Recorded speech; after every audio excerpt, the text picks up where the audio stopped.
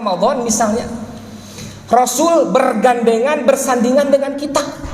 Sampai malam ini ada nggak Bapak Ibu yang berpikir seperti itu, merenungkan seperti itu? Mungkin 1-2 saya husnudon ada, tapi 90% bukan itu.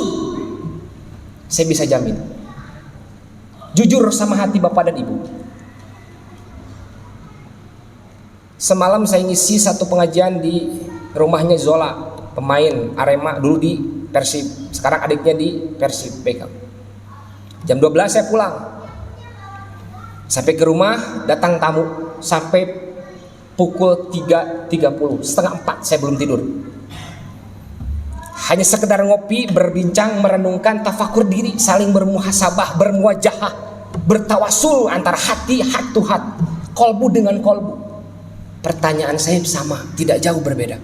Saya bilang sama satu orang, ente rek naon ka dieu? Ngapain datang ke sini? Pengin tawajuk sama kiai, pengin silaturahim sama Pak Ustadz, pengin ketemu udah lama sebelum Ramadan jauh sama ajengan. Wah, cilaka saya bilang. Harusnya datang ke tempat saya, jangan itu yang dimaksud. Datang ke tempat saya, ya Allah mudah ada keberkahan bersama nih wasilahnya kiai, ustadz, ajengan, ada Rasulullah yang berdampingan dengan kita. Mereka semua terdiam, Pak. Ada yang nangis, ada yang seair mata. Saya tanya, ente kenapa nangis? Sama saya tanya begitu. Kalaulah Rasul di samping kita, di hadapan kita, kata mereka, Ustadz, Kiai, saya emang pengen ngomong gini aja sama Rasul. Ya Rasul, tolong gandeng tangan saya ke surga. Rasul, tolong sampaikan ibadah saya hanya seperti ini. Ya Rasulullah, tolong sampaikan kepada Allah Subhanahu wa Ta'ala, ibadah saya diterima atau tidak. Ada yang begitu, Pak. Bergetar berhati-hati orang itu. Pikirannya yang tadinya mikir apa, saya satukan pikiran itu sampai akhirnya mereka nangis. Makanya saya pertanyaan pertama itu, coba mulai malam ini i'tikaf, Lailatul Qadar, salat malam, zikir kepada Allah. Bayangkan Rasulullah Shallallahu Alaihi Wasallam hadir di tengah-tengah kita. Cucurkan air mata Bapak dan Ibu, bayangkan betapa hebatnya, betapa rahmatnya, betapa mulianya Rasul hadir. Kalau Bapak dan Ibu bisa menghadirkan itu, kenapa saya bilang seperti itu? Kita nggak bisa melihat Rasulullah, tapi nurnya Muhammad sampai kepada hatinya kita. Kalau kita connect dengan beliau, begitupun dengan Tuhan kita, Allah Rabbul Izzati.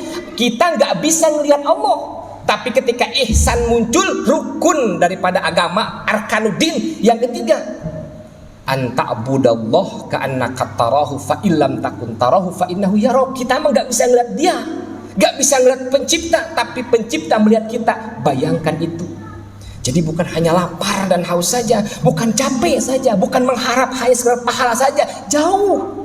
Bayangkan itu hadirin kaum muslimin wal muslimat. Semoga pertanyaan itu bisa memberikan atau membuka hati dan pikir ibu dan bapak supaya lebih dekat dengan baginda Muhammad SAW.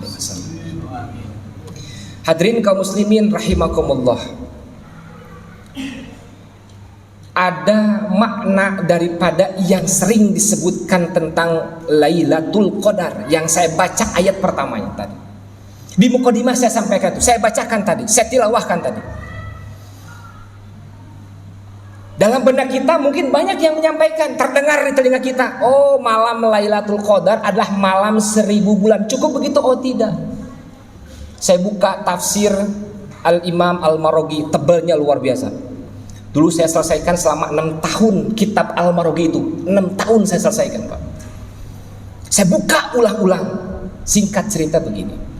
Ini berhubungan dengan Lailatul Qadar. Kata beliau, makna Lailatul Qadar setidaknya ada 2. Satu yang berhubungan dengan inna anzalnahu fi lailatil qadr. Sungguh kami telah menurunkan Al-Quran. Berarti yang pertama, Lailatul Qadar berhubungan maknanya dengan turunnya Al-Quran. Ada surat Ad-Dukhan, ada surat Az-Zukhruf, banyak kaitannya. Allah menurunkan Al-Quran dari Lauhil Mahfud ke Baitul Izzah, ke Sama'id Dunya, sampai ke dunia. Siapa dunianya? Rasulullah SAW. Ketika Rasul usia 40 tahun berangsur-angsur sampai selesai, maka wahyu yang pertama kali diwahyukan Allah melalui Jibril alaihissalam kepada baginda Muhammad, Iqra bismi rabbikal ladzi khalaq, bukan ikhfad, bukan Iqra, qara'a, baca bermakna tafakkaru fi khalqillahi wa la tatafakkaru fi zatillahi. Gitu. Baca renung, baca pahami, baca amalkan, laksanakan. Kalaulah saya sering ngobrol sama jamaah di masjid yang lain, Pak udah berapa juz? Udah sampai Hud. Pak udah sampai apa? Surat Yasin. Pak sudah sampai, oh udah 3 kali khatam. Masya Allah luar biasa. Bagaimana maknanya? Apa yang ibu bapak dapat? Saya ingin ngejar pahala Kiai, Ustadz ajengan. Oh alhamdulillah. Saya coba balik sekarang pertanyaan lagi. Satu pertanyaan.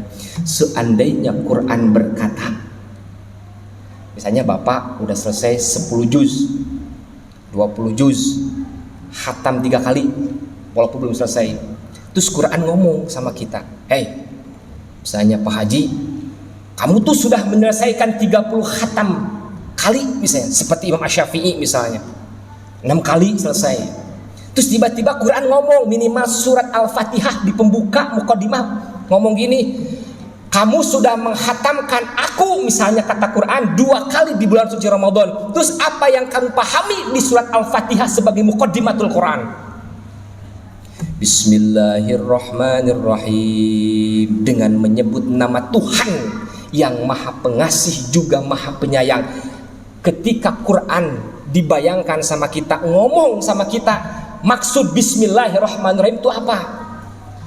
Paling kita cuma bisa bahasa tekstual, ya dengan nama Tuhan, dengan menyebut nama Allah, dengan kalawan jenengan nyebut jenengan Allah, baca macam tekstual. Tapi kalau kita renungkan dengan kalimat bismi saja bisa membuka hijab antara kolbu yang tertutup dengan Tuhan yang maha membuka, ya Fattah.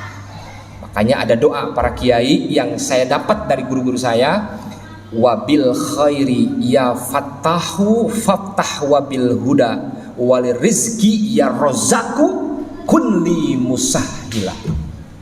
Wahai sang maha pembuka apapun, wahai sang maha membuka apapun, perkara apapun, fattah wabil huda, buka dengan hidayahmu ya Allah. Ya rozak yang maha memberi rezeki, tolong mudahkan urusan dalam kehidupan saya. Subhanallah. Bismillahirrahmanirrahim. Saya pernah mengkaji itu dengan jamaah. Bismillahirrahmanirrahim saja 3 bulan belum selesai, apalagi Quran. Ustaz, apakah salah saya membaca menghatam Quran? Tidak. Silahkan hatamkan Quran dengan niat karena Allah, bukan sekedar mengejar pahala saja. Jadi hadirin kaum muslimin wal muslimat, makna Lailatul Qadar pertama ketika Allah menurunkan Al-Quran daripada Baitul Izzah sampai Sama'id Dunya secara menyeluruh, bahkan dari Sama'id Dunya sampai ke dunia Nabi Muhammad itu berangsur-angsur. Yang kedua, singkat, makna daripada Lailatul Qadar adalah malam 1000 bulan. Buka kitab Al-Mughni. Ibnu Qudamah pernah ditanya, wahai Syekh, apa maksud Lailatul Qadar menurut Anda? Beliau tulis dalam kitab Al-Mughni. Apa kata beliau? Ketika datang malam Lailatul Qadar, di situ Allah menentukan takdir manusia. Di situ Allah menentukan semua urusan manusia. Makanya orang mengejar pahala berbondong-bondong 10 hari terakhir datang ke masjid, tilawah yang banyak, zikir yang banyak. Kalau mengundang bercerita tentang amalan di Lailatul Qadar mah banyak. Yang sudah baca Quran, zikir segala macam. Saya pernah sampaikan di masjid yang lain begini kira-kira. Ustadz, apakah pertanyaannya begini? Apakah harus dari pagi sampai pagi? Saya bilang tidak. Kenapa tidak? Hati kita, pikiran kita, jasmani kita, ruhani kita bukan makomnya Rasulullah, bukan makomnya sahabat, bukan makomnya tabi'in, bukan makomnya atba'u tabi'in, juga bukan makomnya salafus soleh. Kita makomnya kita, tapi mengikuti salafus soleh, orang-orang yang sudah terdahulu, yang dekat dengan Allah. Bagaimana Cukup saya bilang begini, kalau dengan penuh kesibukan, ketidaksiapan, minimal antum kita duduk di masjid 1 jam, baca Quran, zikir sama Allah, renungkan itu jauh lebih baik daripada 1 malam penuh antum hanya tidur atau hanya 1-2 ayat, 1 juz 2 juz. Saya tidak pernah melarang, tapi saya sampaikan, ketika antum kita duduk 2 rakaat sholat, selesai itu berzikir kepada Allah Subhanahu wa taala, merenungkan seluruh kehidupan ini, itu jauh lebih baik daripada sholat sunnah 1000 rakaat. Allahu Akbar. Itulah kasih sayangnya Allah Subhanahu wa taala. Jadi hadirin kaum muslimin rahimakumullah, siapapun sampai akhir Ramadan, mudah-mudahan saya ambil hikmahnya saja. Orang yang mendapatkan Lailatul Qadar atau malam kemuliaan adalah orang yang setelah Ramadan akan terus continue, akan terus melaksanakan ibadah yang dilaksanakan di bulan Ramadan minimal. Contoh, Ramadan sholat tarawih, nanti beres Ramadan tahajud jangan putus. Ramadan baca Quran 1 kali hatam, 2 kali hatam, beres Ramadan 1, 2 bahkan tambah, karena panjang, ada 11 bulan yang harus kita lakukan.